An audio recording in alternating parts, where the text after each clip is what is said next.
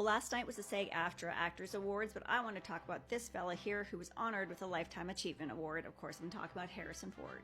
Hard to believe this dapper gentleman is 83, still working. If you watch Shrinking, you know. And I wanted to talk about this born and bred Chicago native who made an incredible career for himself in Los Angeles, from carpenter to actor, and the legacy that he's left behind. Before he became a movie icon, he was building cabinets literally for other celebrities in Hollywood. Well, he didn't really start acting until he went to university, where he was struggling, and near the end of his time there, really found the theater group. As he said last night, they were his people.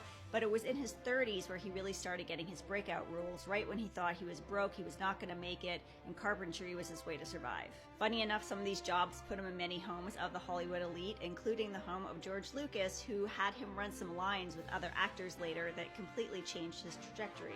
Of course, George Lucas would have a big hand in giving Harrison some of his bigger first breakout roles, first with American Graffiti in 1973, and then of course cast as Han Solo in the very first Star Wars in 1977, where he really reinvented this whole new idea of big screen masculinity, where he was very sarcastic and funny and charming, and of course a little problematic. But that's also what made him so human and relatable, and he had this kind of vulnerability, I think, that really tapped into this new idea of a leading man.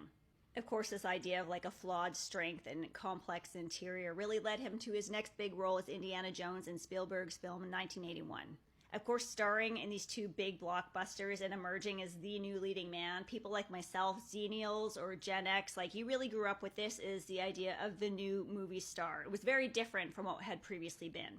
I also hold both him and the character of Marion Ravenwood responsible for me wanting to get rid of everything and just travel the world and have adventures, but that's for another story.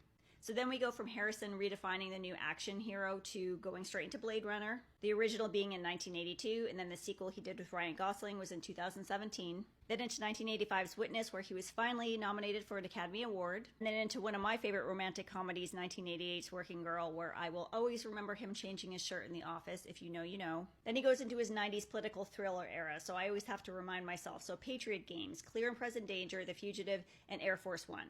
Needless to say that this man has left us with a canon of gems that we will be talking about forever, because film is forever. And they were adorable last night. Here he is with his wife, Calista Flockhart. They've been married for a decade, but they've been together, I think, from the early 2000s. So to this stylish one-of-one man, I say thank you for all the movies and all these stylish moments. Early Harrison Ford, go check it out.